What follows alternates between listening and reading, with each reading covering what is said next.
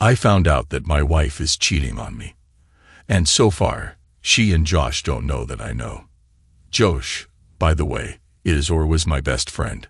I know. It is a cliché, but clichés become clichés because they happen so often. I had no idea how to handle the situation. I couldn't comprehend why he was being intimate with my wife. Don't misunderstand.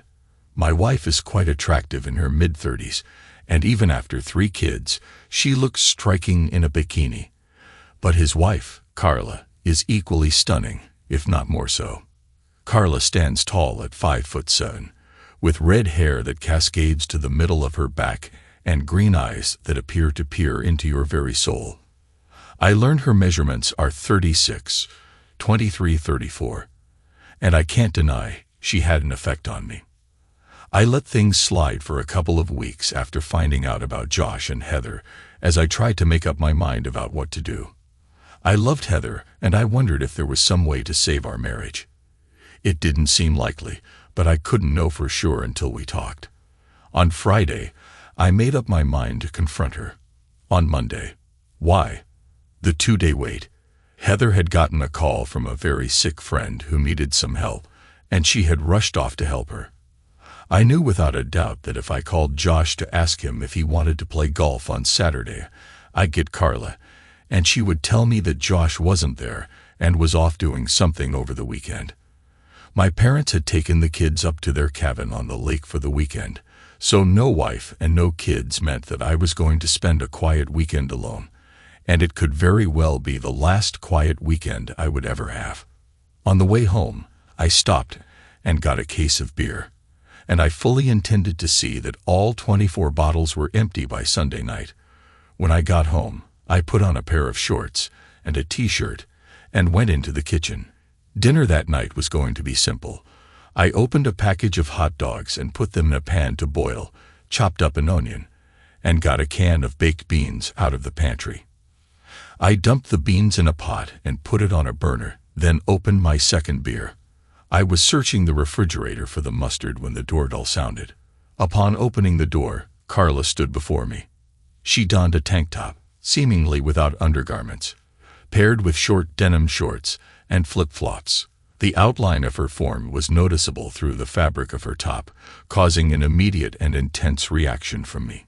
"Are you doing anything important?" she asked, batching it, working on dinner and drinking beer. "Mind if I join you?" "No. In the least I could use the company," I said as I stepped aside and let her in. We walked to the kitchen, and she sat down at the table.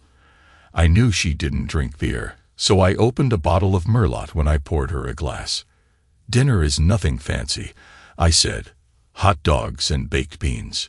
Pretty simple stuff I can do." Simple. The hot dogs were boiling, and the beans were bubbling. So I turned off the heat and moved the pans to a cold side of the stove and got 2 plates from the cupboard. I handed Carla one and told her to help herself. She fixed herself 2 hot dogs and spooned some beans on her plate.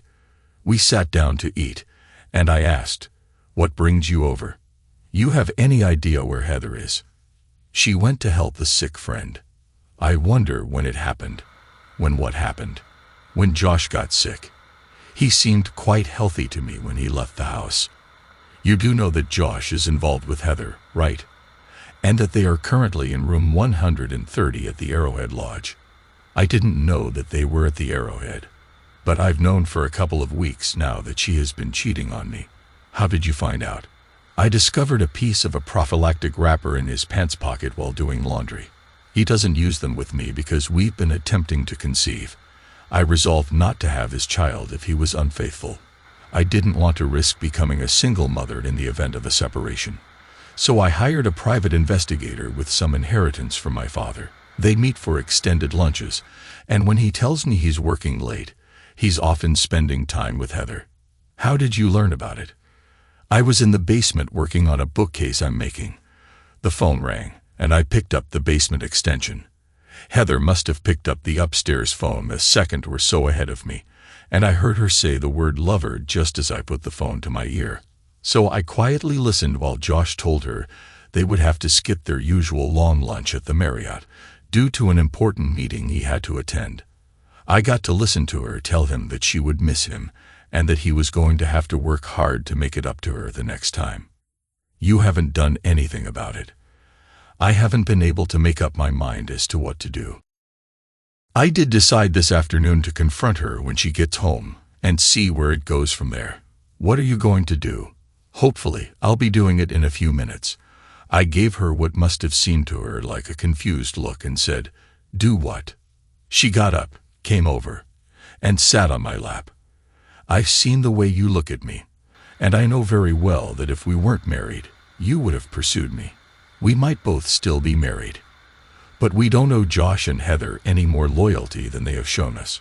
She hugged me, and her hand slid up my leg beneath my shorts, reaching the edge of my underwear. I shifted to get more comfortable, and her hand moved beneath my underwear. I looked at her in amazement as she leaned in, and our lips met. She slipped her tongue into my mouth while her hand held me firmly. Caught up in the moment, I kissed her back, our tongues intertwining. She paused and said, "I'm aiming for the ultimate payback."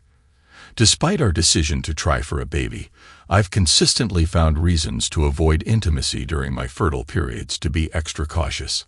I visited my doctor and got a diaphragm. How much do you want to get back at Josh? Why do you ask that? It is my ultimate revenge. I am at my peak fertility right now, and my contraceptive device is in my purse. Yummy. That is exactly what I mean. Carlo was right. It would be the ultimate revenge to have Josh raising my child, believing it to be his own. I smiled and slid my hand under Carlo's tank top, confirming my suspicion that she wasn't wearing a bra as I touched her. She responded with a moan. Her lips met mine with fervor as my other hand ventured under her shorts, revealing another layer she had foregone. I gently caressed her, eliciting a moan and a whispered, "Oh yes." As I continued breaking the kiss, I said, "On Heather's side of the bed. That's where I want you. On Heather's side of the bed." She got off my lap and said, "Let's go." We both quickly disrobed when we reached the bedroom, and Carla's unclothed form was stunning. She had a feature I had only seen in men's magazines. She was completely smooth. I've already noted that Heather was attractive, but I couldn't understand why Josh would be intimate with my wife when he had someone like Carla. Carla seemed to be pondering the same thing. She gazed at my bare figure with a quizzical expression, and when I inquired about her thoughts, she said, "I just don't understand it. You're more in doubt than Josh. So why would Heather want to be intimate with my husband when she has you at home? It makes no sense to me. Doesn't matter. You are here now. And for the time being, those other two people don't even exist. Take me to bed now." Heather gestured towards her side of the bed with a smile and suggested, "Let's spend time together on my side of the bed. And then we can go to my place and continue on Josh's side." "Deal," I said as she reclined on the bed. I positioned myself accordingly as she raised her legs, urging me to be with her passionately. "Can't do it.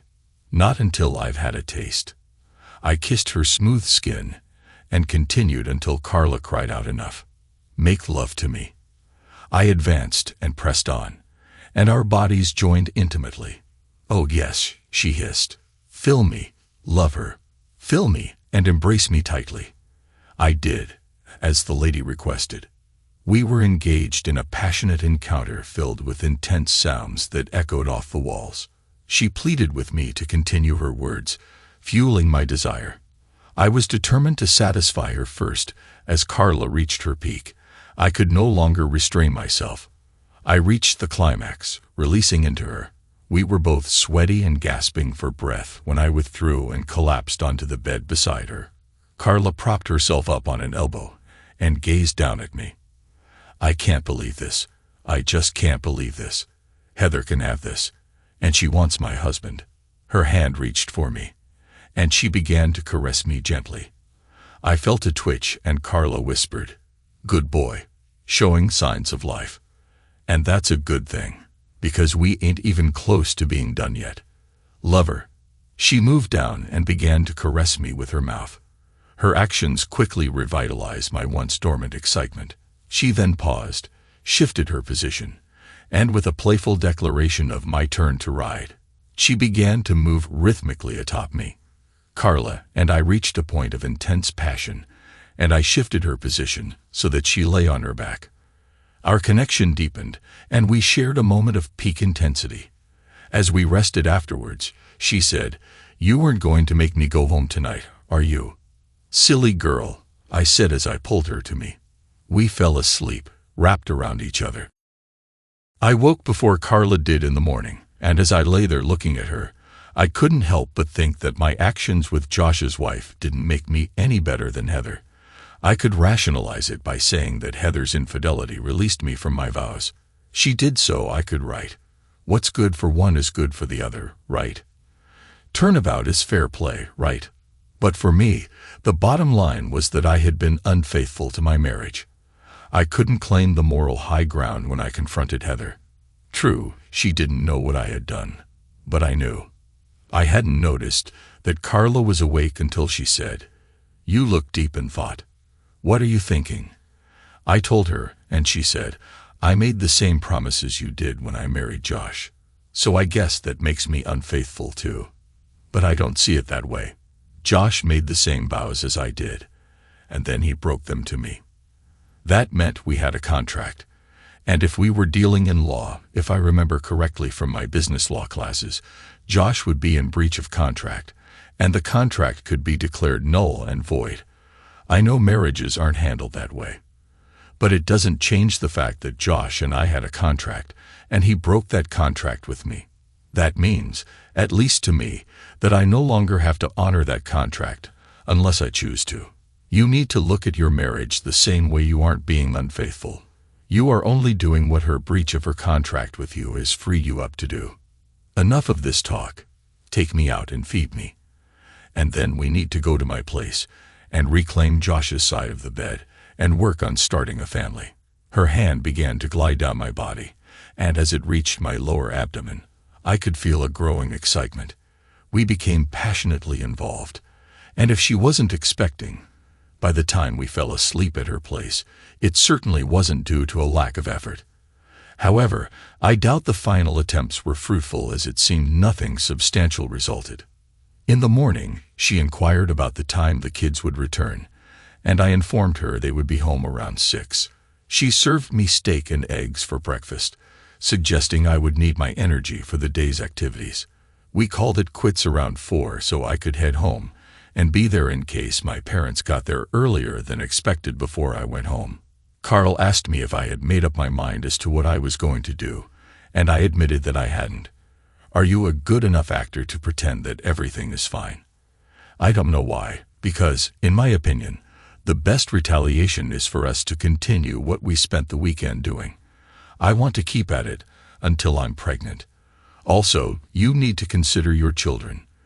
A divorce will limit your access to them, because around here the courts always award custody to the mother. You might only see them every other weekend. And that's if Heather isn't too upset with you to find some reason to prevent the visit. My advice would be to tolerate her life as usual, except that you and I would be passionately involved whenever possible. I don't know about that, Carla. Sooner or later, cheaters will get caught.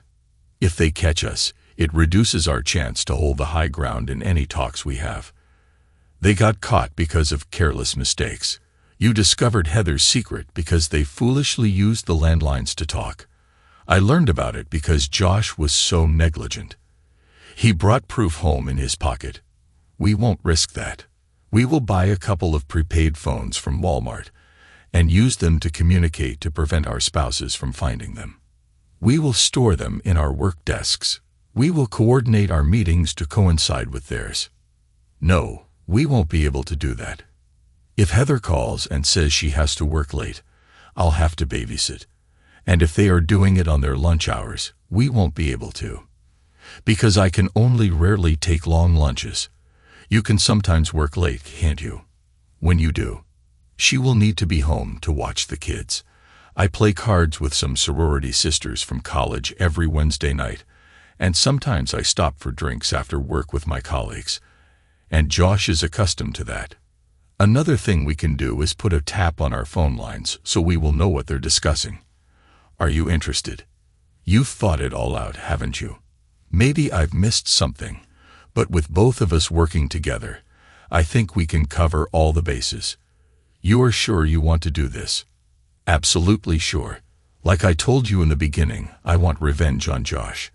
I gave him everything I have, and he stabs me in the back. I spoiled that scoundrel rotten, and was intimately generous with him 3 and 4 times a week. And he cheats on me. No way. I'm going to let it slide. My idea of the perfect revenge is to let him raise another man's kid. And what could be sweeter than having the husband of the woman he is cheating with be the father of that child? I understand the desire for revenge and the difficulty of accepting someone else raising my child. But I'm uncertain about pretending to be a loving husband to a wife who is unfaithful. You have an incentive, my love. I do. Over the last 48 hours, you seem to thoroughly enjoy what I provided. You can have as much as you want, whenever you want, and for as long as you want. You do know that's an incredibly hard offer to refuse. I certainly hope so. And there's more. Josh wants 2 children, a boy and a girl. And I want both to have the same father. It could be even better. What if the first 2 are both girls? I know he'll want a son. Are you willing to keep trying? I am. As long as we don't get caught. We will just have to make sure that that doesn't happen. Oh, and one last thing. Can you act natural around Josh? It will be difficult not to show a knowing smile, aware that I'll be doing my utmost to start a family with him. But I believe I can manage it. I think Tuesday will be my next night to stop after work with the girls. What a coincidence. I'll be working late on Tuesday. My folks dropped the kids off at 6:30 and told me they hadn't eaten yet, so I took them to Mickey D's. I wasn't surprised when they wanted Happy Meals. After we ate, we went home and found Heather there. She asked where we had been, and when I told her, she replied in a snippy tone, "Why didn't you call me and see if I wanted to go to dinner with you? You didn't tell me when you'd be back, and you didn't call my cell to let me know you had returned." I replied in the same sharp tone. She gave me a nasty look and then went to greet the children while Heather put the children to bed. I went online and researched how to tap a phone line using a voice-activated tape recorder. I decided to purchase 1 or 2 on my way home from work the next day. I buy 2 so I could tap not only my line, but also Josh's line. I'd have to call Carla to arrange it. I noticed Heather hadn't showered before coming to bed. She might have showered earlier, but perhaps she hadn't. And I wasn't interested in being intimate after someone else. I might have unknowingly accepted it before, but not this time. When Heather initiated, I claimed to have an upset stomach and suggested waiting until the next day. Monday at 3:20, my secretary informed me that Mrs. Carla Marvis wished to see me. I instructed Shelley to allow Carla to enter. Carla came in, closed the door behind her, and approached me to offer a greeting. "Too bad you have a secretary right outside your door. If she weren't there, I'd lock the door, and we could share an intimate moment right here on your desk. If you can kill 10 minutes, she goes home at 3:30. Oh wow, I was just kidding. But I can easily kill 10 minutes. She opened her purse and took out a cell phone and handed it to me and told me that she had already programmed her number into it. The plan for tomorrow is that at lunchtime I'm going to the Marriott to secure a room. I chose the Marriott because it requires going inside and down a hall to access the rooms, avoiding any external doors that might expose our entry. I'll call you with the room number. I'll leave work at 4:30 p.m. and head straight there. When you arrive, visit the bar and order a drink. If anyone recognizes you, they'll assume you stopped for a drink on your way home. After your drink, join me in the room where I will be waiting for you. Okay, sounds like a plan to me. On the way home, I'm picking up what? We need to tap our phones. When would be a good time for me to come over and do it? It is already done. I went online and found out how to do it, and I already had a recorder that I could use. At that point, Shelley stuck her head in the door and said, "I'm leaving Mr. B and I'll see you in the morning." When the door closed, Carla got up to lock the door, And when she turned back to me, I already had my pants and briefs off and was clearing the desk. Carla laughed and said, eager, "I appreciate that quality in a man," she said as she subtly hinted at her readiness for intimacy. It was a swift, uncomplicated encounter, and we were both satisfied. As Carla was getting dressed, she said, "That will hold me till tomorrow. But you had better come to the room prepared for a long and energetic evening. Maybe you should load up on vitamins." I debated whether to clean myself before going home. If I became intimate with Heather that night, there was a mischievous part of me that found it intriguing to do so, with traces of Carla still present, likely dry by then. However, Heather often began with more intimate acts, and she might notice a different taste. Deciding it was better to be cautious, I headed for the men's room to freshen up. I stopped at Radio Shack on the way home and bought 2 recorders and 6 extra tapes. I got the second recorder so I could listen to the tapes in my office. I would save any tape that had something on it from the 2 lovers against the day I would be telling a judge why I wanted a divorce. Heather had dinner ready when I got home, and she had wine out, which was a good sign that she was in a romantic mood. And I wondered about that. She had spent the weekend with her lover, and she comes home wanting more. Was she developing an insatiable desire, or did she just enjoy being with her unsuspecting husband after being with her lover? Maybe someday I'd find out the answer to that one. Intimacy with Heather was always satisfying, and she was open to various experiences. She was skilled in providing pleasure, though not quite as adept as Carla, and she was open to different forms of intimacy. If Carla had been truthful and not merely flattering me when she mentioned my size compared to Josh's, I was curious about what Heather found lacking in me. Perhaps one day I would find out. When dinner was over, the kids were parked in front of the electronic babysitter, and we were doing the dishes. Heather said, "You do know that you have your work cut out for you tonight, right?" "Oh, and why is that?" "You have to make up for last night." "I'll do my best." "Your best is always spectacular, my love." I wanted to say, "Then why are you with Josh?" But I kept my mouth shut while Heather read to the children. I descended into the basement, located the phone lines, entry point into the house, and installed a tap on the phone. Heather didn't leave for work until an hour after I did, and I surmise that was when she and Josh would engage in most of their conversations. I could be mistaken, though. Heather owned a cell phone, and they could potentially communicate using her work phone while she was at her job. I was betting that the call I had eavesdropped on indicated they conversed when she was at home. We were intimate 3 times that night, which was unusual for us. Typically, we engaged in such activities 3 or 4 times a week, but usually just once, though sometimes we did twice. Another curiosity to ponder. The alarm sounded just after we completed our 3rd round. We were lying beside each other when Heather said, "Have you given any thought to us having another child?" "Not really," I said, as I particularly didn't consider Josh's. "In fact, I've been considering getting a vasectomy, so you could stop taking birth control pills, and we could still be safe. Why wouldn't you want another?" We had Mike and Anna so soon after our wedding that we never had a chance to go places and do things. As it sits now, we will still be young enough to do some things when Mike and Anna strike out on their own. More kids would prevent that.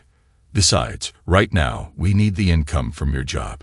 We would be pinched if you had to leave work because of a pregnancy. In my mind, I was thinking some really unpleasant thoughts. Heather and Carla talked, and I'm certain that Heather knew Carla and Josh had decided to try for a child. Did Heather want to have Josh's first child before Carla could? Was there something Heather held against Carla? Or was it simply Heather trying to assert her rights to her partner? Either way, it didn't make me feel like I could commit to Carla's plan. In my mind, I was going to have to end things with Heather pretty soon. Then I had a very, very bad thought where Mike and Anna, even mine. I was going to have to find out. I fell into a very disturbed sleep the next afternoon after a tiring meeting in room 202 of the downtown Marriott. I shared my concerns with Carla. "I can't even make a wild guess as to what you should do," Carla said. "Confront her about Josh now before he can get her pregnant, Of course, she could already be expecting and is getting ready to tell you. I know what I'd do, but I'm not a man, and I'm not you. What would you do? I'd simply tell her that I don't want more children. So for safety, I'll start using protection until I can have a vasectomy. If she becomes pregnant, that's when I'd address the issue. I'd suggest we need a DNA test to determine if the child is mine or Josh's. That would likely surprise her. If I get a vasectomy, it will blow our revenge plan. Just don't agree until you ensure I'm expecting. It would be unfortunate because I really want all my children to share the same father. We might be fortunate. Perhaps Heather was merely gauging your interest in having another child, and your lack of enthusiasm might dissuade her. We'll never be certain unless she approaches you with the news that she's expecting. She looked at her watch and said, "We have time for a couple more chances for you to make me a mommy." I stopped on the way home to purchase protection, and that night, when Heather was intimate, I prepared to use it. What's that for? I've decided to use them until I can get a vasectomy. I really don't want any more kids. Well, take it off. I hate the feel of those things. I'll stay on the pill and use spermicide until I can get fitted for a diaphragm. That should keep us plenty safe. Hated the feel of them. I thought as I finished putting it on. Heather was inexperienced when we got married, and I had never used protection with her. When did she discover that she disliked the sensation? And with whom? Regardless, it just reinforced my decision to determine the paternity of my 2 children. Then I recalled that it was because of Josh using protection when he was with Heather that had tipped Carla off to the fact that Josh was unfaithful to her. I was still going to have the test done. I finished rolling it on and said, "Unless you already have the spermicide, I'll use the raincoats that I bought today." I don't, but I'll get some tomorrow and make a doctor's appointment for the diaphragm. I don't want you getting a vasectomy. I want to keep the option open in case you ever change your mind. I maintained protection position myself on the bed and engaged in an intimate act with her as her excitement peaked. She attempted to draw me closer, but I withdrew and proceeded with the act. She experienced pleasure swiftly, after which I deliberately guided her to another peak before accelerating and reaching my own climax. I remained close to her until I relaxed, then withdrew, disposed of the protection, and returned to find Heather asleep on her side. I figured that it was a good time to head down to the basement and check the recorder. A couple of junk calls, and then hello. "Good morning, sweetie. Miss me?" "Of course I do. We still on for lunch today?" "Yes, but I think our lunch meetings are about over. Unless we can find some place where it won't cost so much. Those motel rooms are draining my family budget. I can't keep taking from it. Sooner or later, there won't be enough in it to feed my family. And I certainly don't want Barb asking why. I'll try to come up with something. Wednesday night is her card night. Have you figured out a way to get out of the house yet?" "Not yet, but I'm working on it. I'll cross my fingers. I need more of you than I get on a 45-minute lunch break." "Me too, lover. Talk to you tomorrow." "Of course. Till then, bye, baby." I almost became sick when I realized that I had been intimate with Heather after she had been with Josh that afternoon. But I managed not to. I found it interesting that she was not only unfaithful to me, but she also had to pay for the room to do it in. I wondered how Carla would react when she heard that her husband referred to her with a derogatory term. The only thing I knew for sure as I climbed the steps out of the basement is that Heather would not be able to leave the house on Wednesday night. Tuesday, when I got to work, I took the track phone out of my desk drawer and called Carla. And when she answered, I said, "Good morning, jerk." "What? Who in the world is this?" "You have forgotten the voice of the father-to-be of your children already. And besides, who else has this number?" "Bob, why are you calling me an offensive name?" "Listen to this," I said as I held the recorder up to the phone and pressed play after the woman's card night had played. I said, "See, I have it on good authority that you are unfaithful. A husband knows these things about his wife, right? When the time comes, I'll eliminate the despicable person. I played the rest of the tape for her since she obviously hadn't checked the recorder that she had put on her home line. And after she listened to it, she asked me what I was going to do. I think I'll have to work late on Wednesday, but I won't let her know until it's almost time for her to finish work. Hopefully, it will be too short notice for her to arrange a babysitter. Did you catch the part where Heather says she's paying for the room they meet in? Doesn't surprise me. Josh has always been cheap. I guess if you are going to work late, I'll skip my card night, and we can get together. I'll call you tomorrow and set it up. Wednesday over breakfast, Heather asked me if I had plans for the evening. And when I said no, I asked why she wanted to know. The girls from work have been talking about stopping after work to have a couple of drinks and socialize away from work. I can't do it unless you are here to watch the kids. Shouldn't be a problem. I kissed her goodbye and left for work. I then rented a room at the Marriott. Upon arriving at work, I called Carla and provided her with the room number. Heather finishes her job at 5, so around 440. I informed her that I would be working late. There are some problems with the Henderson contract, and they have to be taken care of before Nathan goes to his meeting with them in the morning. Sorry for such short notice, but I really can't get out of it. I may be really late, so don't wait up for me. Love you. Bye. I was worn out after my time in room 333, and Heather was asleep when I arrived home. If she had been awake and in the mood, I doubt I would have had the energy for intimacy. For the next 5 weeks, Carla and I were able to get together on the average of twice a week, and it helped to always know ahead of time by way of the phone taps what Josh and Heather were up to. It was during that 5th week that Carla said, "Congratulations, Daddy. How about passionately embracing the mother of your child? How does Josh feel about it?" "He doesn't know yet. I needed to tell the baby's father first. Then I can tell Josh. You know, I said the one thing we haven't done that they have is go off for a weekend together. I think we owe it to ourselves to have one to celebrate your pregnancy.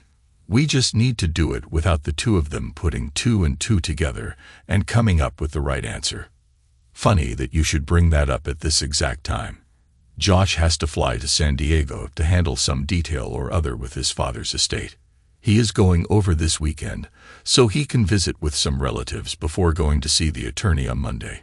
If you can come up with a way to get out for the weekend, we can go someplace, and neither one would have any reason to think about it.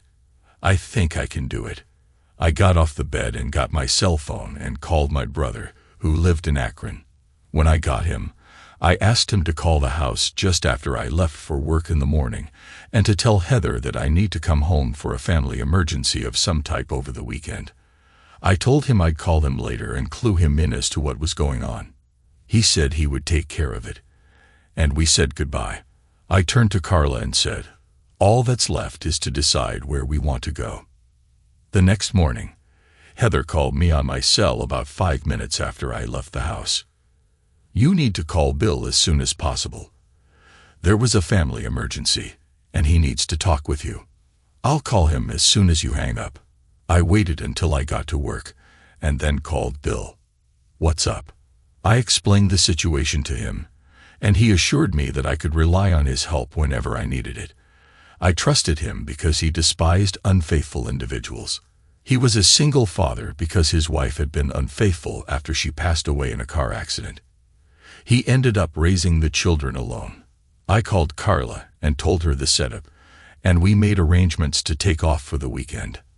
I got on the phone and called the Arrowhead Lodge and was even able to reserve room 130. Only fitting, I thought. At 2 I called Heather and told her that I was flying back to Akron. "I'll stop by the house and pack a bag. My flight leaves at 8, and I need to get there at least a half hour early to check in. I hate to sound selfish, but I do hope that you aren't a match. I need you to have all your parts to ensure we make it all the way to old age together. Darn, Heather, the way you say that makes me think you might actually love me. There better not be any doubt in your mind about it, Buster. Not even a smidgen. If you only knew." I thought as I said goodbye and hung up the phone. When I arrived home, Heather was waiting for me in what she referred to as her alluring outfit. She was unclothed with only high heels on. "Do you have time to give me something to tide me over until you return?" Since I didn't need to rush to catch a non-existent flight, I said I had the time. Heather was lying on the bed, and as I dressed, she said on the phone, "You almost sounded like you doubted that I love you." "Just kidding, babe. I know full well how much you love me. You show me just how much every time you are intimate with Josh. I don't want you to ever doubt it, lover. Not ever." The weekend with Carlo was exhausting. Spend time together intimately and go to bed. Wake up in the morning, spend more intimate time, and then go to breakfast, return to the room, and continue our intimacy until lunchtime. Eat, and then return to the room for more intimate moments. Go out and sit by the pool for a while, then return to the room for intimacy. Go out to dinner, enjoy a few drinks and dance a little, and then return to the room for more intimate time. Repeat the next day, and then once more. When we woke up Monday morning, we promised each other that we would do it again, and then headed home. Heather was at work when I got home, so I went to the basement and checked the recorder. The first call on Friday morning was Bill. A couple of minutes after she hung up on Bill, she got a call from Josh. "You figure out a way to get loose for the weekend. I'd love to spend a couple of uninterrupted days with you." "No, Josh, I haven't been able to think of a way. And the truth of the matter is that I don't want to come up with a way." "What's the matter? Why not?" "The guilt over what I've been doing has finally caught up with me. I love Bob, and he deserves better than to have a cheating wife. The next time we got together, I was going to tell you that it was over. I need to devote myself to Bob." "Oh, come on, Heather. You've been intimate with me for almost a year. How could you do that if you love him as much as you say?" "First, I need to correct something you just said. I've never been intimate with you in a loving way. I've had a physical relationship with you, but never made love with you. The only man I'm intimate with in that way is Bob." "Nonsense, Heather. You never showered before we left the motel rooms. I keep a travel bag at work with all the essentials for personal hygiene. Bob has never detected even a hint of your presence." "No, Josh, I'm ending this before we get discovered. I love Bob, and I don't want to lose him. Be content that you managed to sway me when I was inebriated at that first time. Maybe so, but you weren't drunk all the other times. Depends on what you mean by drunk. I was intoxicated with the excitement I got from being with Bob after you and I were intimate. I wanted to see if the thrill would be there if I was sober, so I let you and I be together a second time, and it was. That is the only reason," I continued. "We've managed to keep it a secret for a little over a year, but I've come to realize that the feeling I get from going to Bob after being with you isn't worth the risk of losing him if we got caught. Enjoy your time in California, Josh, and when you return, don't contact me. Goodbye." Interesting, I thought as I pulled the tape and inserted a fresh one. I unpacked and headed to work around 11. I called Carla, and when I said hi, she said, "Miss me already? You know it's attractive. I have something I want you to hear. If it is Friday's phone conversation, I've already heard it." It seems she came to her senses and recognized she could lose you. "What's your plan?" I'd already made up my mind to hang in there until the kids turned 18, and I can't see anything that would make me change my mind. If she meant what she said to Josh, it will make it easier to stick it out. But the trust is gone. Even if she does break it off with Josh, and they never get together again, how do I know that? Somewhere down the line, she won't start missing the thrill and excitement of cheating and hook up with some new guy. You could always hit her with, "If you are really through with Josh, maybe we can move on. But you get no second chance." No, I couldn't. That would give up the information that I have a tap on the phone. And like I said, the trust is gone. I'm going to need a way to keep track of what she is up to. Besides, she knows me, and she would know that if I knew, I would have shared it with you. She might tell that to Josh, and that might get him to thinking. And we don't want that. Is that your roundabout way of saying that we are going to keep on going? You heard the tape. They'd gotten away with it for a little over a year, and you and I have only been at it for a couple of months. They owe us another 10 or 12 months. And then, of course, there are the penalties and interest that could make it even longer. Carla and I continued to meet about twice a week until her 7th month. She was willing to continue, but she was so large with the babies that I was concerned I might hurt her. That's right, babies. The ultrasound revealed that Carla was expecting twins. She gave birth to 2 beautiful little girls. True to her prediction, Josh wanted a son. So 2 years after the birth of the twins, I got her pregnant again. And this time the ultrasound said it was a boy. We made love until her 8th month, and then we called it quits. We both felt that we had gotten away with it long enough, and to get caught at that point would turn Carla into a single mom with 3 kids to raise. And neither of us wanted that. As Carla put it on our last time together, the aim was to exact revenge on the unfaithful scoundrel by making him raise another man's children. I must remain married to him for this to occur. Josh received a promotion that required him to move, and I haven't seen or talked to Carla since they moved. However, I do think of her often and fondly. It has been 6 years now, and as far as I know, at least according to the telephone tab, Heather hasn't become involved with anyone else. However, she and Josh had managed to conceal their affair for over a year before I discovered it, and I was completely unaware. She might have become savvy enough to stop using the home phone for such matters, but I monitor her closely, and so far, I haven't seen any indication that she is being unfaithful. She has been trying her hardest to pamper me, and I'm reconsidering my plan to leave when the kids turn 18. That's 4 more years for Mike and 5 for Anna. I'll just have to wait and see. Thanks to everyone who took the time to listen to today's stories. If you enjoyed it, please consider liking and subscribing if you haven't already. Feel free to share your thoughts on the events in the comments below. Take care.